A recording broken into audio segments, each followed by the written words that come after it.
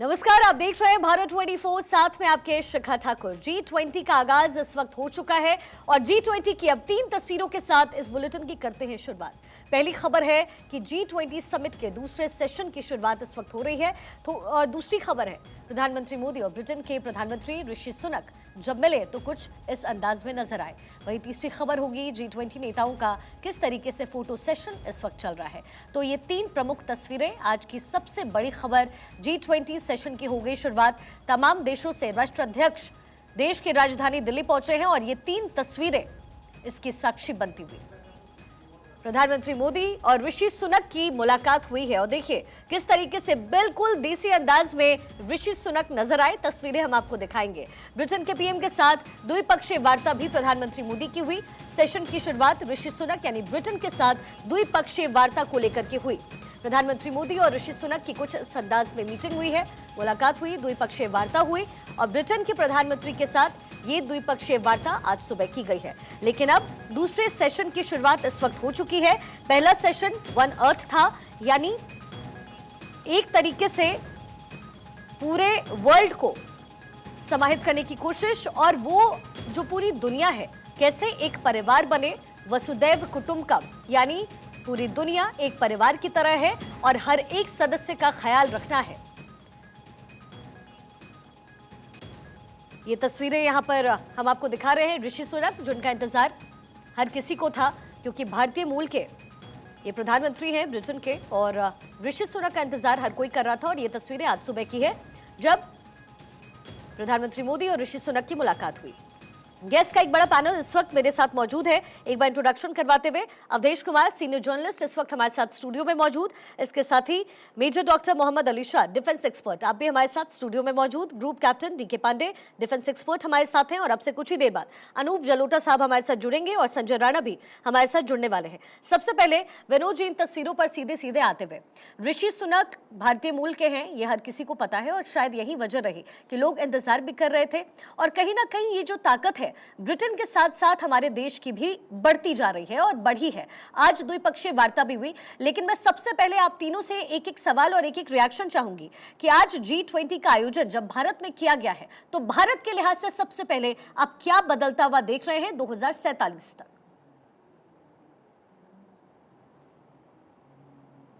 किसका? अवधेश जी।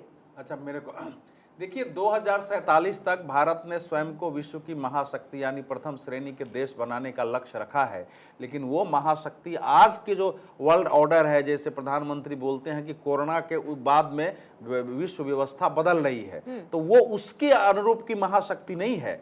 भारत एक ऐसी महाशक्ति बनना चाहता है जिसके पास आर्थिक, सैन्य क्षमता, वैज्ञानिक क्षमता तो हो, लेकिन जो सांस्कृतिक, आध्यात्मिक, सभ्यतागत हमारी शक्ति है वो संपूर्ण विश्व में शांति व्यवस्था की दृष्टि से, संपूर्ण विश्व के परस्पर सहयोग और सहकार, जिसको कोऑपरेटिव वर्ल्ड बनाते हैं, उसके बनाने में भूमिका निभाए।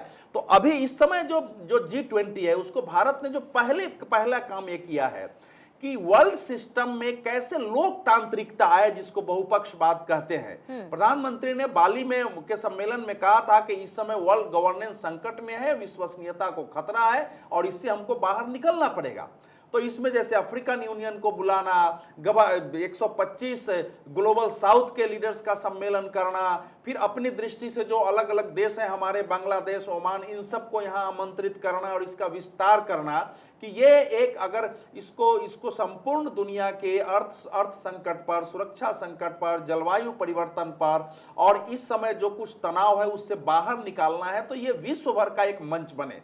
एक एलिट मल्टीलैटरल जो ये संगठन था उसको एलिट से निकाल करके जस्टिफाइड जो है मैंने न्याय संगत बहुपक्षवाद की ओर ले गया है। तो 2047 तक दुनिया ने आकर के देखा है कि भारत इतने बड़े सम्मेलन को अपने दृष्टिकोण से बदलते हुए, दुनिया को दिशा देते हुए आगे बढ़ा रहा है। क्योंकि दुनिया में यह पहली बार हुई है कि 220 बैठक 60 शहरों में अलग अलग मुद्दों पर G20 का कभी नहीं हुआ। 17 इसके सम्मेलन हुआ है। 41 देशों और अंतरराष्ट्रीय संगठन इससे पहले कभी इकट्ठे नहीं हुए। इसके साथ साथ कई चीजें भारत ने इसमें जोड़ी है, जैसे जो मल्टी डेवलपमेंट बैंक है उस पर केवल बात हो रही थी, भारत ने उस पर सहमति बनाई, वर्ल्ड बैंक से IMF की तर्ज पर कैसे इसको खड़ा हो, इसके कई दिनों तक सम्मेलन चला और अब एक उसका स्वरूप उभर के आ रहा है कि कैसे उसको फाइनेंस किया जाएगा। ठीक है। इसी प्रकार से क्रिप्टो करेंसी का मामला था कि दुनिया के लिए बहुत बड़ा इशू बना हुआ है, तो उस पर भी एक सहमति बनी है कि इसको वैधानिक मुद्रा की जगह इसका उपयोग न हो, इसके लिए सुरक्षा के क्या सिस्टम हो सकते हैं। ऐसे में कम से कम 10-12 ऐसे हैं जो भारत ने इस बार ला करके उस पर सहमति बनाई है। और ऐसे समय में जब दुनिया बिल्कुल तनाव के दौर से है, अर्थ संकट का दौर है, उसमें भारत को अध्यक्षता मिली थी, बहुत बड़ी चुनौती थी देशों को सहमत कराना। तो भारत ने एक वर्ल्ड लीडर की तरह अपने को पेश किया और ये 247 में अगर यही कंटिन्यूटी रहती है भारत की, तो उस समय के का दृश्य का हम अनुमान लगा बिल्कुल, सकते यानी हैं। 2047 का अंदाजा 2023 पे लगाया जा सकता है, क्योंकि ग्लोबल लीडर के तौर पर प्रधानमंत्री न केवल आगे बढ़ रहे हैं बल्कि हमारा भारत भी उसी तरीके से आगे बढ़ रहा है। मेजर शाह, अब अगला सवाल मेरा आपसे ये कि देखिए, भारत के लिए 2023 बहुत शानदार साल रहने वाला है, ये हम नहीं कह रहे, ये सुनक ने कहा है जब उनकी मुलाकात हुई है और जब वो पहुंचे हैं उसके बाद जो ये द्विपक्षीय वार्ता हुई, तो इसे आप किस तरीके से देख रहे हैं भारत और ब्रिटेन के संबंध के लिहाज से? जी, आपका बड़ा अच्छा सवाल है। देखिए, भारत और ब्रिटेन का जो रिश्ता है वैसे ही बहुत अच्छा है और ऋषि सुनक, अंग्रेजों ने हिंदुस्तान पे इतने साल राज किया, आज की तारीख में एक प्रधानमंत्री है यूके का कि जो के रूट्स जो के इंडियन ओरिजिन का हो। और देखिए, जो बायलैटरल टॉक्स हुई हैं इनमें मैं तो बोलता हूँ कि जैसे कि फ्री ट्रेड एग्रीमेंट है, ये पक्का डिस्कस हुआ होगा।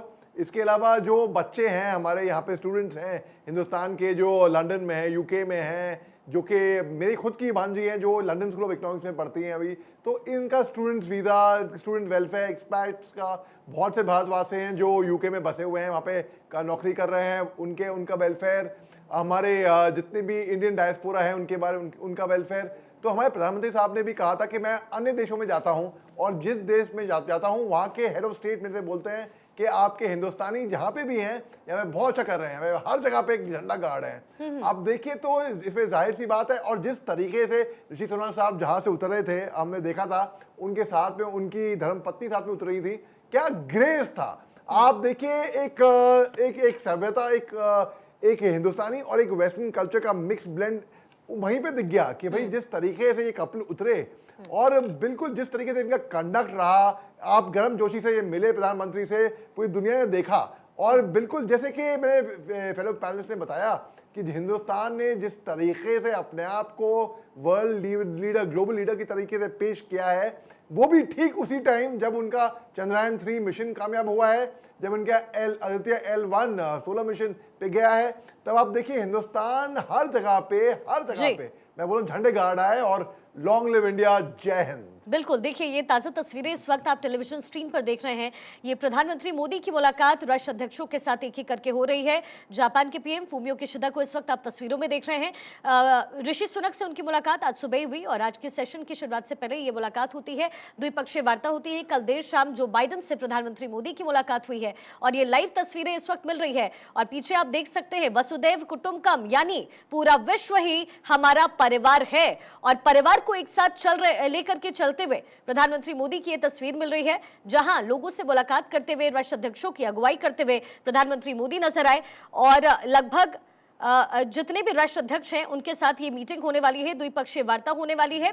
भारत 24 पर लगातार ये महा कवरेज हम आपको दिखा रहे हैं, हर एक तस्वीर दिखा रहे हैं। ग्राउंड जीरो पर हमारे तमाम रिपोर्टर्स मौजूद हैं और पल पल की तस्वीरें हम आपको इसलिए भी दिखा रहे हैं क्योंकि वैश्विक स्तर पर भारत जिस तरीके से आगे बढ़ रहा है, ये वाकई में कल्पना से कहीं ना कहीं परे था। ग्रुप कैप्टन डीके पांडे, मैं अपने इस सवाल से ही आपका जवाब चाहूंगी, क्योंकि देखिए भारत को इस स्तर पर पहुंचाना ये कोई आम बात नहीं थी और ये राय में भी लोगों की नहीं थी कहीं। लेकिन आज जिस तरीके से अफ्रीकन यूनियन G20 से G21 हो गया है, अफ्रीकन यूनियन को शामिल किया गया है, एक नए तरह की चीजों का आगाज G21 के माध्यम से होगा।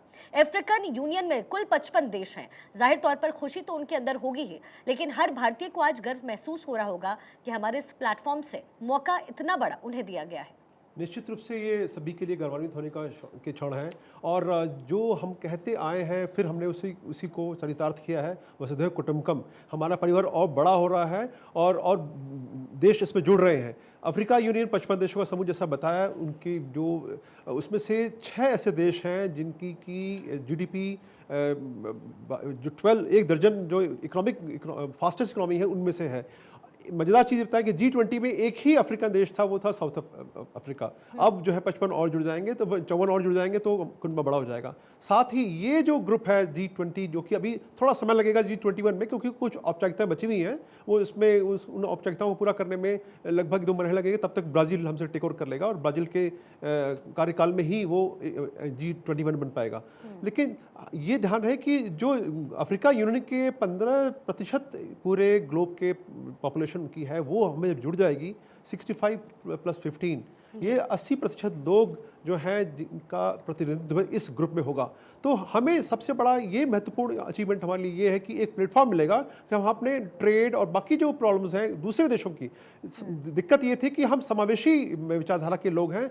बाकी अन्य देश हैं, जैसे चाइना का मैं उदाहरण देना चाहूँगा, वो जब गया है तो उसके खुद के निहित स्वार्थ थे। वो उन अफ्रीका यूनियन में जब उससे दोस्ती बढ़ाई तो व्यापारिक उसके उद्देश्य थे, वहाँ से वो कमाना चाहता था और चाहता था कि अफ्रीका यूनियन उसका पिट्ठू बन के रहे और वो जो कहे उनकी शर्तों पर काम होता रहे। अब सबसे बड़ी चोट उनको ये लगी है। शायद मुझे लगता है कि जिनपिंग को नहीं आने का कारण ये भी एक है कि वो यहाँ आते हैं तो निश्चित रूप से उनको लगता है कि उनकी नैया डूबती हुई नजर आ रही है।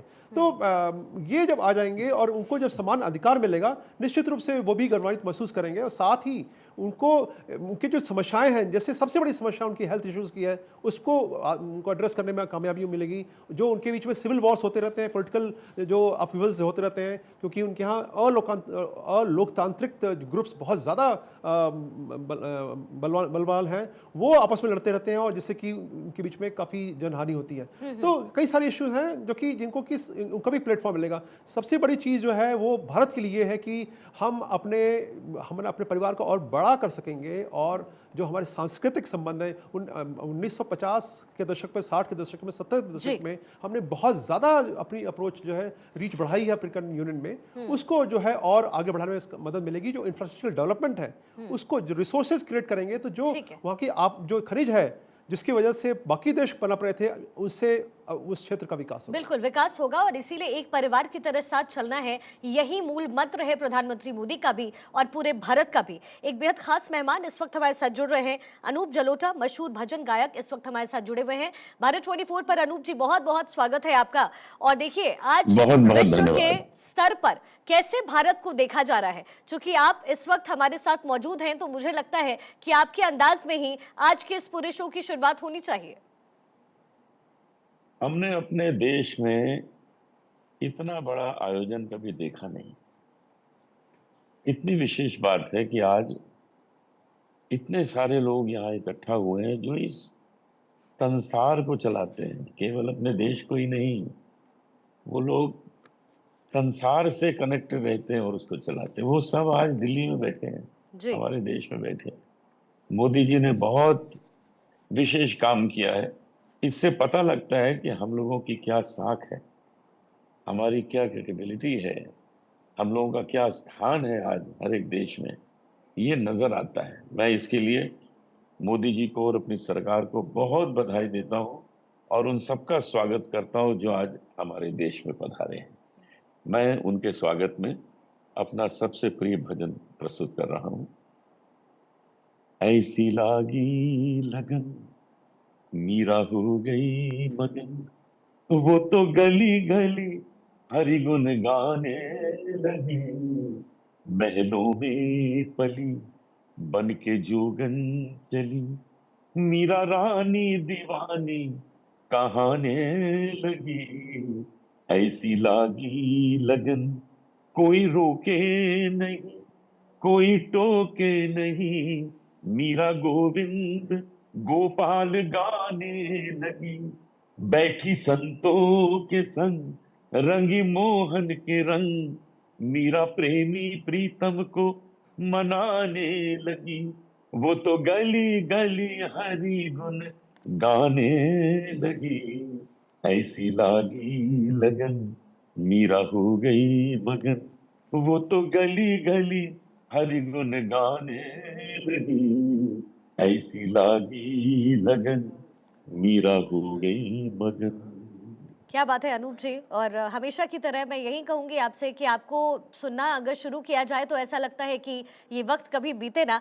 अनूप जी, आपको पता है कि ऋषि सुनक साहब यहाँ पर आए हैं, ब्रिटेन के प्रधानमंत्री हैं और लेकिन भारतीय मूल के हैं। और अगर आप उनके बारे में आपने पढ़ा हो, आपने देखा हो हमारे टेलीविजन के माध्यम से भी, तो जो उनका परिवार है वो इस समय बहुत खुश है। जो भी उनके परिवार के सदस्य हैं, जो लेगेसी रही है और उनकी पूरी प्लानिंग है।